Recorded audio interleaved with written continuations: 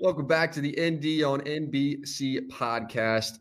The guest is honestly one of my favorite players on the team. And I know I'm an unbiased guy and I have to remain unbiased, but man, do you play football so hard. You fly around that field. I watch the defensive tape and I'm like, JD, it's all game. I just keep seeing you. So where does that effort come from the way you play?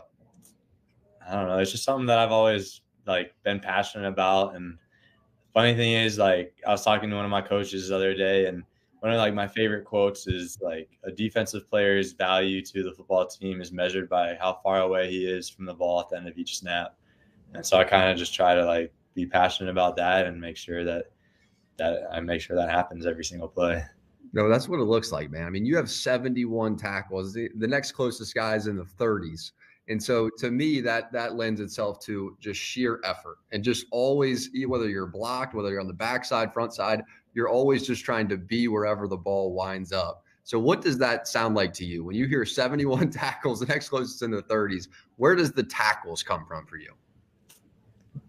I mean, a lot of it's just I've been put in good spots. That doesn't happen without my teammates, obviously. There's plenty of dudes taking up double teams and stuff like that. But a lot of it is also just effort and attitude, as Coach Freeman says. And so that's partly. And then, hearing that, it's obviously cool, but there's also there's plays that are still out there for me to be made. And I hear 71 and I'd rather have it be 81, or I'd rather there's more plays to be made. So just trying to make sure that I can continue to get better and make more plays, and not necessarily just tackles, but just continue to make plays and kind of form myself into a playmaker, not just tackling machine or something like that. Well, tackles are never bad either, man. That's one of the more important things when it comes to football. Something else is cool with you is we were sitting there in that NBC production meeting, and it was right at the end, and you asked Drew Brees for advice. And I've been to a lot of production meetings, and I've never heard that. So why? What made you want to do that? There's not many times you're sitting there in a room with Drew Brees and get the opportunity to ask that kind of advice. And so I think just being able to learn from someone like that, and he has so much playing experience and so much just overall experience on his hands. He's obviously one of the best ones in the business. And so just being able to learn from someone like that. And I try to take every opportunity, when I'm home training with someone that's in the NFL, my favorite question to ask is just what do you know now that you wish you knew when you were in my shoes? And from there, it really makes them think usually, and you get some really good advice. Do you remember what he told you? Yeah, he said that, well, for him, it was the fact that he would go in, he was saying particularly off season, and sit in the defensive staff meetings or sit in the defensive coaches meetings. So for me, he was saying go sit in with Coach Reese, or go sit with Coach Quinn or the offensive staff, just to be able to kind of get their perspective and their side of the ball, and what they're thinking when they see certain defenses and things like that. And just basically learning the offensive side of the ball almost as much as the defensive side of the ball during the off season. I was glad you remembered, because as soon as you asked the question, I wrote it down too, because I thought it was a really cool answer from him to go, yeah, look at it from the opposite side. Have you done any of that going to the offense yet? And what have you learned? I really haven't so much. The plan is more so in the off season. Yeah. I've asked coaches, especially during my redshirt year, is more so Coach Quinn, what do you see from me that I do well that makes it hard for offensive linemen, and what do you see from me that I obviously need to get better at? But I think during this off season, I'll definitely focus on it. Yeah, it's cool. From a scheme perspective, Tommy Reese would be a good one there too. Tommy sees things at an elite level for a 29-year-old guy, man, because his dad's a coach too. He's got some serious knowledge in the game. So Coach Freeman comes over, and very different style from Clark Lee defensively. He wants to attack and come downhill and be in their face. How does that play into an ideal circumstance for your game? For my game, it's just been really great, just because it allows me to just be very instinctual and be able to use just fundamentals to be able to get to the ball. And so I think he's also done a good job, which we obviously need to improve on. And every single game we're going to try and take a step forward. And we weren't happy from last game, but we need to make sure he does a great job just emphasizing the fundamentals, just being able to get off blocks, being able to finish on the ball heavy, finishing through ball carriers and things like that. So I think just you're never going to go wrong in football as long as you kind of stick to those kind of fundamentals, like the ability to get off blocks, to finish like heavy through the ball carrier, to finish on the ball through like effort and attitude, we say, and just ball disruption. And so just those things have allowed like our defense to be successful, but we know that we need to make sure that we're continuing to improve that. Yeah. What about Coach Freeman's personality? Give us a sense of what he's like day to day in there. Yeah, I mean, I love him, and I think that speaks for most, like almost every single guy. He's done such a great job of, he's just such a personal coach, and like he genuinely has like a great connection, and you're able to have great interactions with him. And that's not just me being his position group, but throughout the whole defense. And like you can like feel that in the locker room, and you can feel that in our unit meetings and things like that.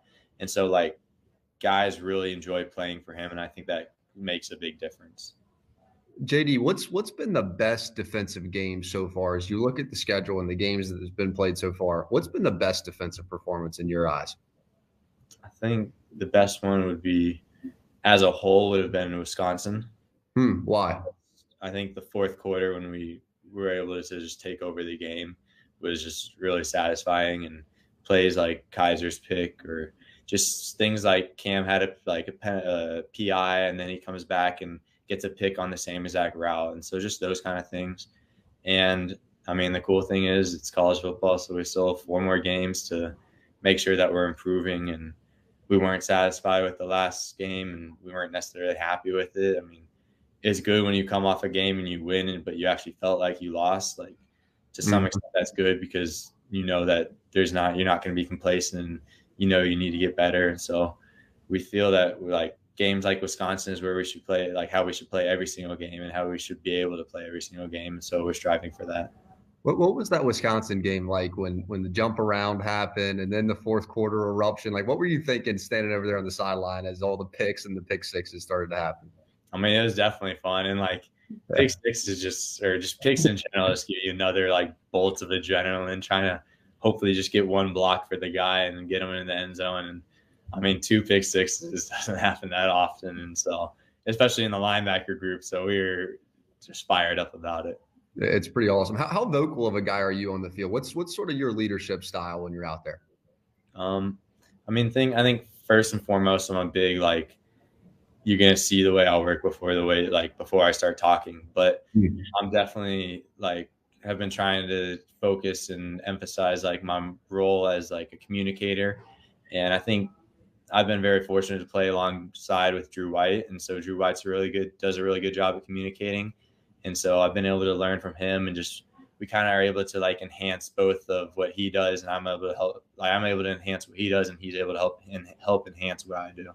And Drew's a guy that Drew White, somebody that you guys are going to lean on in a big way for this Navy game. This Navy game every year has something unique and something so special about it, from just who those guys are as humans, you know what I mean? And the job they're going to do after college. And it's so awesome for that reason.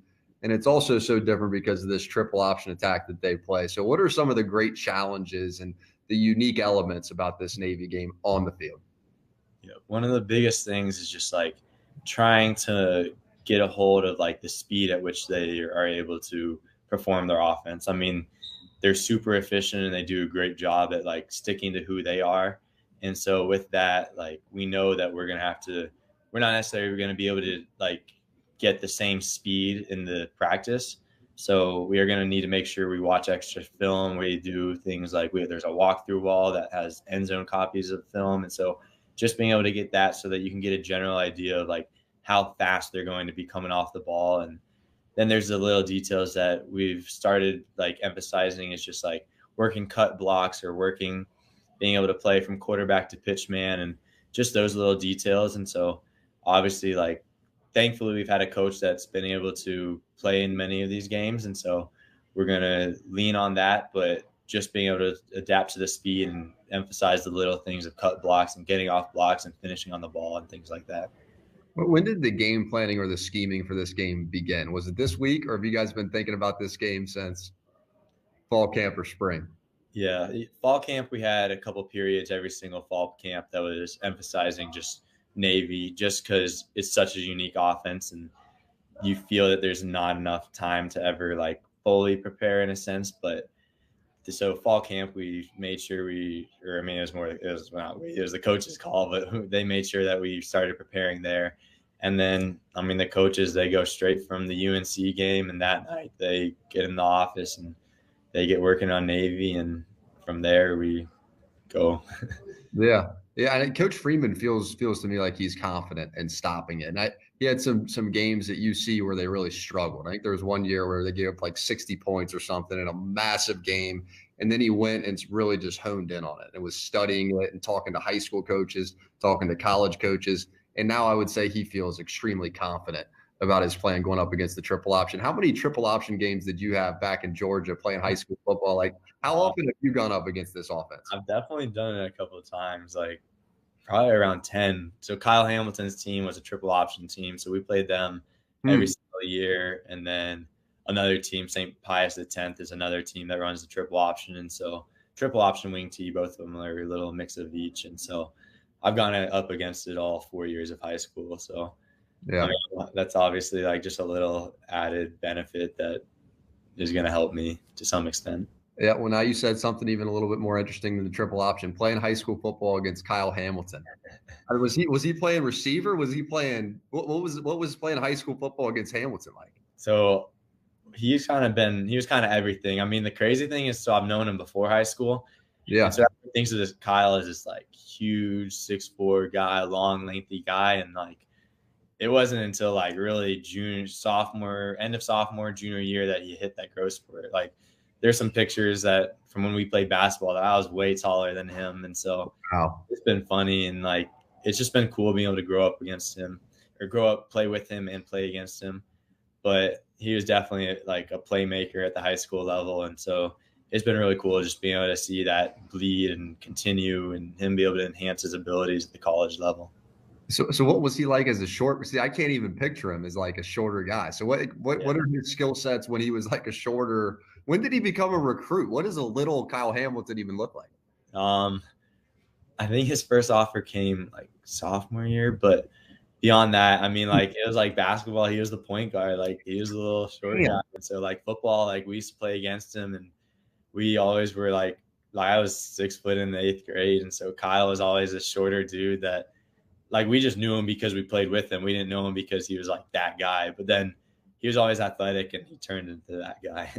Wow. So then when you were coming to Notre Dame, was there any connection in Georgia prior to you two getting there? Or when did you guys all sort of reconnect on the fact that, hey, we're both from here, both played each other, and now we're going to the same college? I mean, most definitely. Like between him and KJ, like we talked about it. And his dad's been a big part of just like even just training me and my brothers in basketball and just training us in general, like just overall like athletic ability, just like sand workouts and things like that. So like we've stayed close to their family, and so they've like it obviously played a role to some extent of coming to Notre Dame. Mm-hmm. And are you two pretty close buddies still? Yeah, we definitely are. Why aren't you on the podcast, man? I got to get you in the garage. What's up? What's up? Why aren't you on the pod? We did one, but it didn't end up working out and overworks. Oh, were you there for that one, the live one? Or whatever? It didn't work out, like the audio. So I actually did hear that story a little bit. So that's awesome, man. Big game this weekend against Navy. It's great hanging out with you. And anybody who just maximizes their potential as a human being, you know what I mean? You're one of those guys to me where you are going to go 100% of what JD Bertrand has every single day on the football field. And there's nothing more admirable than that. So thanks for coming on. Thanks for being you.